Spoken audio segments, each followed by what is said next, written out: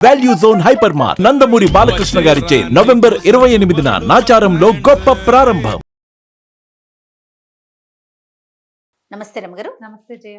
రమగారు, మనకి ఈ నెలలోనే పోలిపాఠ్యం ఉంది, పోలీస్ వర్గారోహణ. ప్రతి సంవత్సరం మీరు చెప్తూనే ఉంటారు, ఏ సంవత్సరానికి ఆ సంవత్సరమే కదా. అదే కదా. మరి పోలిపాఠ్యమి అంటే ఏంటి, దాని విశిష్టత, దీనికి ప్రత్యేకించి ఒక కథ కూడా ఉంది కదా, అది ఇంకొకసారి చెప్పుకుందామండి. నీకు కూడా నోటికి వచ్చేసింది. ఈ కార్తీక మాసపు చివరి రోజు వెళ్ళగానే తెల్లవారి పోలిపాడ్యమి, మార్గశిర శుద్ధ పాడ్యమి. కార్తీక మాసపు మొదటి రోజు బలిపాడ్యమి చేస్తాం. అవును, ఆ రోజున బలి చక్రవర్తి ప్రీత్యర్థం దీపాలు పెడతాం, దానాలు చేసుకుంటాము కదా. చివరి రోజు ఇప్పుడు ఈ పాడ్యమి నాడు కార్తీకం మొదలైతే బలిపాడ్యమి నాడు పోలిపాడ్యమితో కార్తీక ఆరాధనలు మొత్తం పూర్తయిపోతాయి. కార్తీక పురాణం వినటం కూడా పూర్తయిపోతుంది. 30వ రోజు కింద వస్తుంది. మామూలుగా ఏంటంటే మనం రోజులు లెక్క పెట్టుకుంటాం. అవునండి, 30 రోజులు 30 కథలు. అయితే తిథుల ప్రకారం 29 రోజులకే మాసం ఫినిష్ అయిపోతూ ఉంటుంది మనకి. పాడ్యం నుంచి మన అమావాస్య దాకా అయిపోతుంది కదా. ఇంచుమించుగా 30వ రోజున పోలిపాడ్యమే పడుతుంది. కార్తీక పురాణపు కథల్లో ఇది చెప్పాను నేను. 30వ రోజు పారాయణ కూడా ఉంది. 30వ రోజు కార్తీక పురాణ శ్రవణం ఉన్నది. ఓకే. కానీ ఒకసారి మళ్ళీ చెప్తే, ఇదేంటంటే నెల పొడుగునా దీపాలు పెట్టిన వాళ్ళు ఆఖరి రోజైనటువంటి ఈ కార్తీక అమావాస్య దిగగానే వచ్చే పాడ్యమి నాడు తెల్లవారుజామున నీటిలో దీపాలు వదిలిపెట్టడం, జ్వాలాతోరణ సమర్పణ చేస్తారు. నీళ్లలో అమ్మ వెళ్ళిరా అని కార్తీక దీప జ్యోతిని పంపిస్తారు, సాగనంపటం.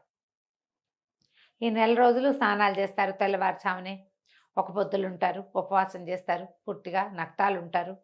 తర్వాత దానాలు చేస్తారు, రకరకాలు దుప్పట్లు గిప్పట్లు అలాంటివి కూడా దానం చేస్తాము. మనం బట్టలు వస్త్రదానం చేస్తాం. బ్రాహ్మణులకి మోయిని ఇచ్చే పద్ధతులు ఉంటాయి, ఇది ఇస్తారు కదా, పొత్తర్లు ఇవ్వటాలు అలాంటివన్నీ చేస్తారు.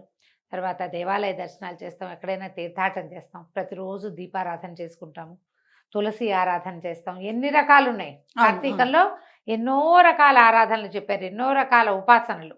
ఏది చేయగలిగిన వాళ్ళు అది చేస్తారు.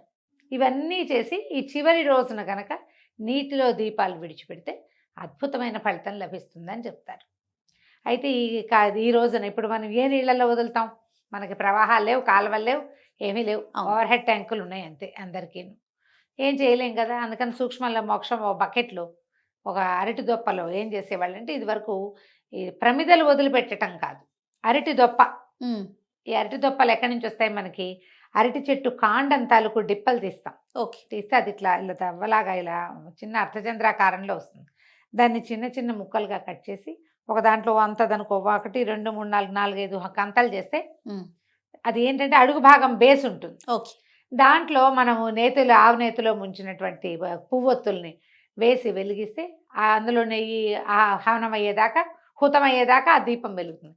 ఆ జ్వాల అలా వెళ్తూ ఆ నదిలో తన తాలూకు దీపశక్తిని చూపించుకుంటూ వెళ్తుందన్నమాట. ఇప్పుడు మనం ఏం చేయాలి? కనీసం ఇళ్లలో ఉన్న ఓ బకెట్లోనే అన్నిట్లో వదిలిపెట్టడం. ఓకే. జలంలో ఒక రకమైన అగ్ని ఉంటుంది, నీళ్ళలో నిప్పు ఉంది కదా, మనకు తెలుసు, కరెంట్ ఉంది కదా. ఆ శక్తినికి ఆరాధన చేస్తున్నాం మనం.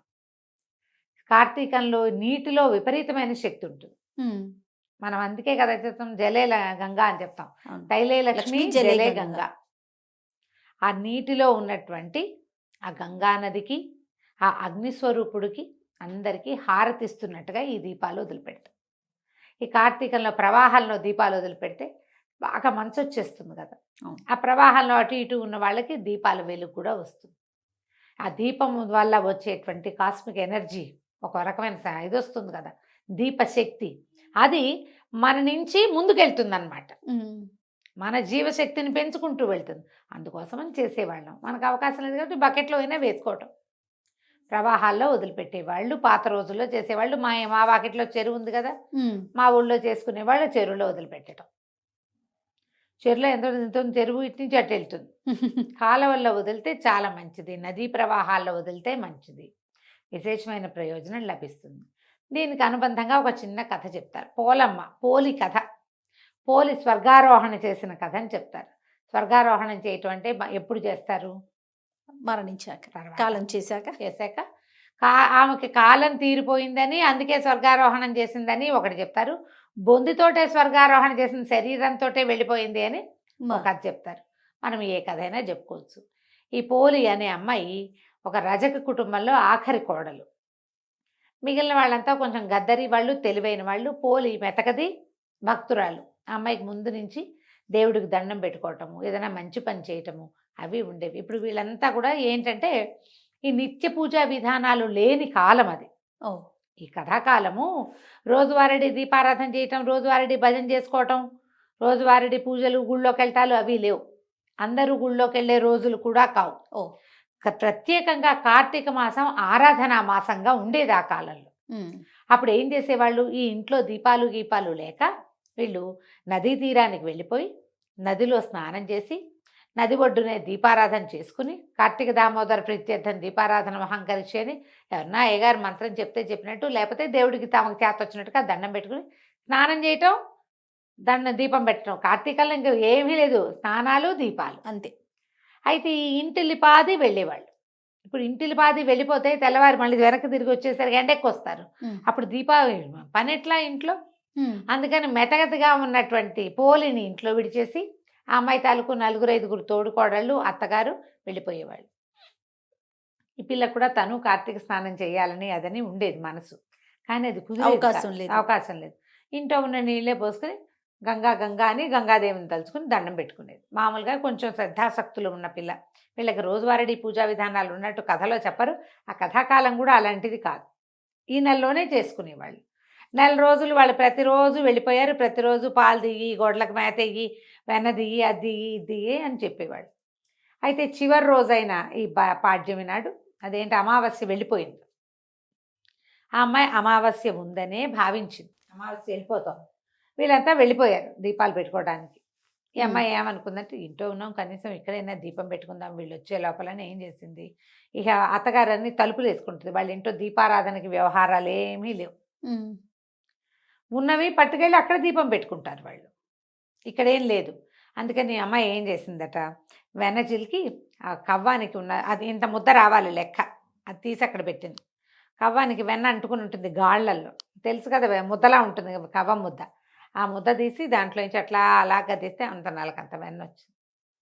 ఆ దొడ్లో ఒక పమిడిపత్తి చెట్టు ఉందట వాళ్ళకి. చెట్టు విచ్చుకుంటాయి కాయలు. అవును. అందులోంచి కొద్దిగా పత్తి తీసి దాన్ని బాగా నలిపి ఒత్తి చేసి ఈ వెన్నతోటి తడిపి ఒక చిన్న ఆకు దొన్నెలో ఆ దీపాన్ని ముట్టించి ఏం చేసింది, చాకలి కడవ ఉంటుంది వాళ్ళ ఇంట్లో, చాకలి బాణ, బట్టలు ఉడకబెట్టడానికి వాడతారు. పొయ్యెక్కిచ్చి చవుడు అవి వేసి బట్టలు ఇస్త్రీ చేస్తారు కదా వాళ్ళు, దాన్ని ఏదో అంటారమ్మా, బట్టల్ని కమ్ము బిడవటం అంటారు. మీ ఊళ్ళల్లో ఏమంటారో నాకు తెలీదు.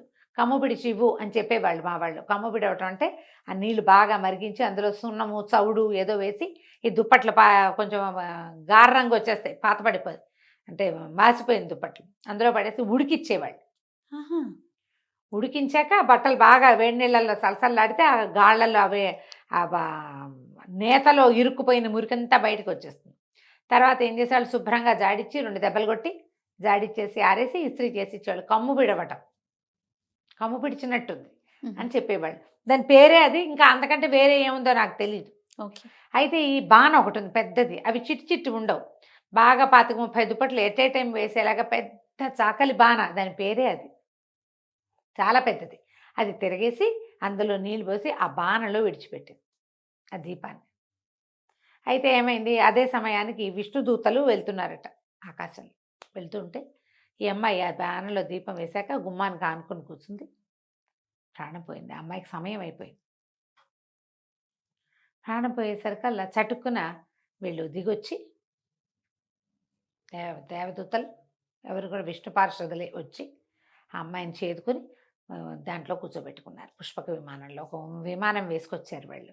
వీళ్ళిద్దరూ ఎట్లా ఉన్నారు, శంఖచక్రాలు ధరించి తామర పువ్వులు మెళ్ళలో దండలు కూడా కమలాలంకృతులుగా ఉంటారు వాళ్ళు. సాక్షాత్ విష్ణు స్వరూపులుగానే ఉంటారనమాట. చక్కగా ఉన్నారు, పద్మమాలాలంకృతులుగా ఉన్నారు అని చెప్తారు. ఎప్పుడైతే ఈ అమ్మాయి ఆ విమానంలో కూర్చుందో కాళ్ళు వేళ్లాడేసుకుని కూర్చుందట పక్కన ఒదిగి.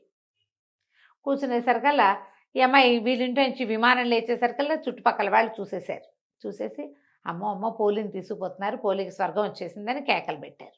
పెట్టేసరికల్లా ఆ కేకలు ఒక్క కేక నుంచి ఓ కేక అట్ట పోయి ఆ నది తీరం నుంచి స్నానం చేసి తిరిగి వస్తున్న అత్త ఆ తోడుకోడళ్ళకి వినపడింది. అందరూ ఆశ్చర్యపడి, ఇదేంటి 4 రోజులు దీపం మేము పెడితే దీనికెటా వచ్చింది స్వర్గం, విమానం మాకు రావాలి, దానికెటా వచ్చింది?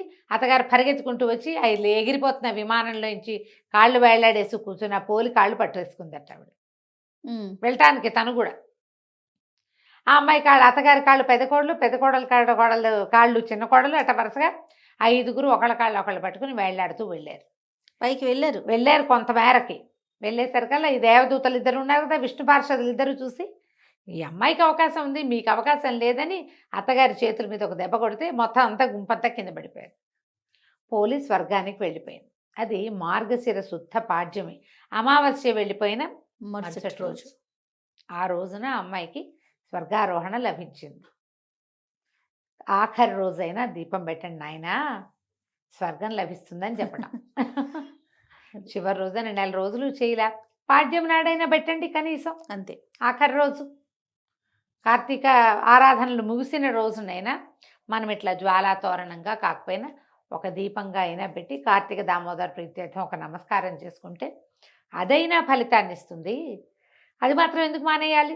మనం ఏం చేస్తాం, 4 రోజులు పెట్టుకున్న వాళ్ళు ఆ రోజు పెట్టుకుంటారు. ఏ రోజు పెట్టుకోలేని వాళ్ళు ఈ రోజు అయ్యో కార్తీక మాసం అయిపోయిందని అమావాస్య నాడు అనుకోకర్లా తెల్లవారి పొద్దున్నే పెట్టండి దీపం తప్పకుండా. దీన్నే పోలిపాడ్యమి స్వర్గారోహణ కథ ఇదే చెప్తారు. ఆమెని జీవించి ఉండగానే తీసుకుపోయారని ఓ కథ చెప్తారు. జీవించి ఉండగానే తీసుకెళ్తే ఆ అమ్మాయి కాళ్ళు వీళ్ళంతా పట్టుకున్నారు, అప్పుడు కూడా ఇదే. ఆ అమ్మాయి జీవించి ఉండగానే స్వర్గం లభించింది, లేదా స్వర్గం అని చెప్తారు. విష్ణు పార్షదులు వచ్చారని చెప్తారు పురాణంలో. ఆమెకు అవకాశం లభించింది. ఎందుకంటే శ్రద్ధ, ఆసక్తి, భక్తి, ఈ మూడిటి వల్ల ఎంత అవకాశం ఉంటే అదేదో బ్రహ్మాండం పగలు తీసే పూజ కాకపోయినా చిన్నది కనీసం అందుబాటులో ఉన్న చిన్న దీపం పెట్టి, దేవుడా ఇదంతా నీ వల్ల అని ఒక దండం పెడితే చాలదు, అంతే. అదైనా చాలు. ఆ ఒక్కరోజైనా చేతనైనంత చిన్న దీపమైనా పెట్టి నమస్కారం చేసుకోమని. ఇప్పుడు ఆ రోజు ఈ కథ వినాలా రమ్మగారు? ఈ కథ వినాలి, ఈ కథ తలుచుకుంటే మంచిది. సంతోషం. ఇంకా ప్రత్యేకించి మనం చేయాల్సిన పూజా విధానం ఏమన్నా ఉంటుంది? ఏమీ లేదు, దీపం పెట్టడమే ప్రధానం, అంతేనా? అంతే. తప్పకుండా రమ్మగారు. నమస్తే. నమస్తే.